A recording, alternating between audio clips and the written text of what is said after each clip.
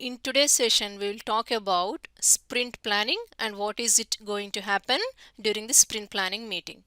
So first thing, who will be organizing the sprint planning meeting means the Scrum Master. Okay, he is responsible to arrange a sprint planning meeting. And when is this going to happen? Ideally, on the day of the new sprint, when it is going to start, on the same day the sprint planning meeting will happen.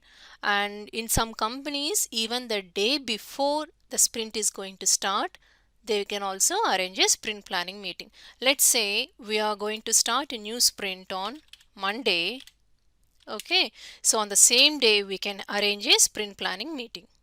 First, let's discuss what a sprint is. Sprint is nothing but a time period during which you can actually develop a certain amount of user stories. So that means you're trying to define a time period like a day or 2 days or 3 days or in weeks.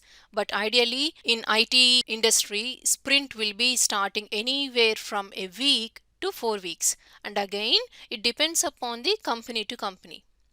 In general, like if you take any multinational companies, they try to have a sprint of 1 week and try to release some user stories, nothing but some features at end of each sprint, and that would be the ideal way to do it. Now you might be wondering what a release is. A release is nothing but trying to deliver developed feature to the live environment. That means once you develop some feature, you test it and check it is meeting the acceptance criteria, just like what you have defined in the backlog refinement process, and then if it is successfully meeting the acceptance criteria, you then deliver it to the production or the live environment.